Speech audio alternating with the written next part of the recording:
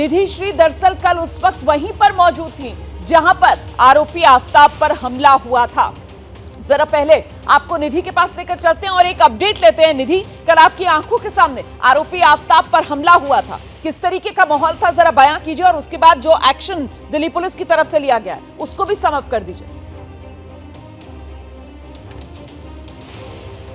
देखिए रोमाना, करीब 6:45 बजे का वक्त था जब एफएसएल की टीम जेल वैन में आफताब को लेकर बाहर निकली और जैसे ही बाहर निकली है महज 10 मीटर की दूरी पर घात लगाकर हमलावर जो वैन में आए थे, कार में आए थे, अपनी कार में, और तलवार ली हुई थी। उन सभी के हाथ में तलवार थी और सब ठीक वैन के पीछे दौड़ पड़े और दौड़ते दौड़ते जैसे ही ट्रैफिक के पास वो गए जहां पर गाड़ी रुकी है, जहां पर सेल्फ डिफेंस में पुलिस को बंदूक ताननी पड़ी, पिस्टल निकालनी पड़ी, क्योंकि अब इससे आगे आओगे तो गोली मार देंगे। लेकिन जो हमलावर, जो तस्वीरें हमने एबीपी न्यूज के दर्शकों को दिखाई कि उनके चेहरे पर कहीं से भी कोई डर नहीं, कोई भय नहीं। तकरीबन 20 मिनट तक ये पूरा ड्रामा देखने को मिला और वो सभी लगातार पुलिस के सामने जा रहे हैं, बिल्कुल सीना चौड़ा करके कह रहे हैं कि आओ हमें मार दो, अगर हमारे पास बंदूक होगा तो हम सबसे पहले आफताब को गोली मारेंगे। तो इस चेहरे पर बिल्कुल बेशर्मी। लगातार एबीपी न्यूज ने उनसे सवाल भी किया कि क्या आपको डर नहीं है, कानून अपने हाथ में ले रहे हैं? तो उनका कहना था कि नहीं, देश की बेटियों के साथ अगर ऐसा होगा तो उसके साथ ऐसा ही सलूक होना चाहिए।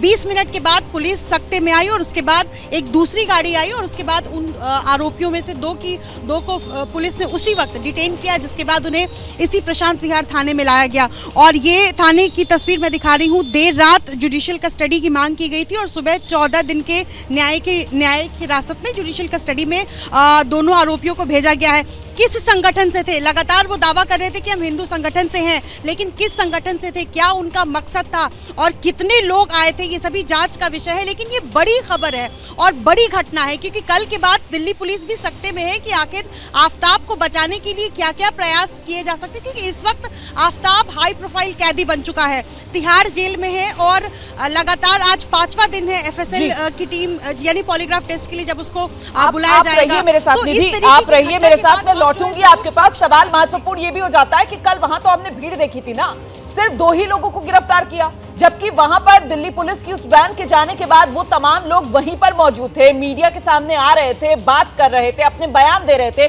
तो सिर्फ 2 पर ही एक्शन क्यों? इस पर भी सवाल बनता है। मैं लौटूंगी आपके पास। इस बीच 2 खास मेहमान जो इस वक्त हमारे साथ मौजूद है, आपका परिचय करा देती हूँ। पूर्व पुलिस कमिश्नर टीआर कक्कड़ साहब हमारे साथ मौजूद हैं और आप देख सकते हैं हमारे साथ डॉक्टर शोएब जमाई, अध्यक्ष हैं इंडिया मुस्लिम फाउंडेशन के, वो भी अब इस चर्चा में जुड़ रहे हैं। बहुत स्वागत आप दोनों का। मैं खास मेहमानों का रुख करूं उससे पहले जल्दी से आपको दिल्ली एफएसएल से अभिषेक रावत हमारे सहयोगी मौजूद हैं, उन्हीं के पास लेकर चलेंगे और जानते हैं अभिषेक रावत से, आज जब एफएसएल लाया गया आरोपी आफताब पूनावाला को, कल के हमले के बाद किस तरीके की एहतियात बरती जा रही थी, सुरक्षा के कैसे इंतजाम थे? देखिए रोमाना, अगर हम सुरक्षा की बात करें तो कल जिस प्रकार से हमला किया गया है उसको देखते हुए अब दिल्ली पुलिस किसी भी प्रकार की कोई लापरवाही नहीं बरतना चाहती है और यही वजह है कि सुबह लगभग 8:15 बजे से ही एफएसएल के बाहर की जो सुरक्षा है उसको बढ़ा दिया गया था। बीएसएफ के जवानों को यहाँ पर तैनात किया गया है। इसके अलावा जो लोकल पुलिस है प्रशांत विहार थाने की, वो भी यहाँ पर मौजूद है, खुद एसएचओ यहाँ पर मौजूद है और उन्होंने यहाँ पर सुरक्षा बढ़ाई हुई है। इसके अलावा तिहाड़ जेल प्रशासन ने भी 3rd बटालियन जो दिल्ली पुलिस की होती है, जिसकी जिम्मेदारी होती है जेल से कैदियों को बाहर ले जाना और फिर वापस लाने की, उनको भी ये दरख्वास्त की थी कि जिस तरीके से हमला हुआ है उसको देखते हुए अब आफताब की जो सुरक्षा है वो बढ़ाई जाए। और यही वजह रही कि जब आफताब यहाँ पहुंचा है तो वो एस्कॉर्ट में पहुंचा है। पीछे जो है जेल वैन के पीछे इनोवा कार में दिल्ली पुलिस के 3rd बटालियन के जवान भी मौजूद थे, जो उसको एस्कॉर्ट करते हुए यहाँ तक लाए हैं और इसी तरीके से शाम को लेके जाएंगे। एक महत्वपूर्ण बात जो अभी तक इन दोनों आरोपियों जिन्होंने हमला करा था, कुलदीप और निगम गुर्जर, इन दोनों ने ये खुलासा किया है कि कल सुबह जब इन्हें पता चला कि जेल वैन से उसे यहाँ पर लाया गया है तो लगभग 11 बजे के करीब ही उन दोनों ने अपने अन्य साथियों के साथ मिलकर इस हमले की साजिश रच ली थी और फिर वो यहाँ पर गाड़ी से पहुँच गए थे। शाम को जैसे ही उन्होंने मीडिया की हलचल देखी तो लगभग 6:45 बजे के आसपास वो भी अपनी गाड़ी में ठीक एफएसएल से 10 कदम की दूरी पर आकर रुक गए थे और जैसे ही जेल वैन आगे बढ़ी है तो उन्होंने अपनी गाड़ी अचानक से रोकी है और फिर उसके बाद उसमें से जो हमलावर हैं वो नीचे उतरे हैं और फिर तलवार से हमला उन्होंने शुरू कर दिया है। जैसे ही घड़ी का काटा दोपहर 2:30 पे आए, बबीता जी का दिल सास बहू साजिश के लिए मचल जाए।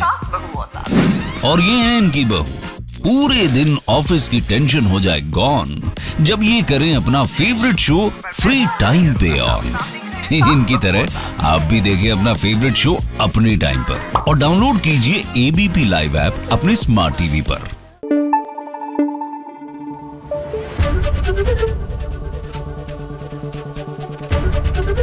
एबीपी न्यूज आपको रखे आगे।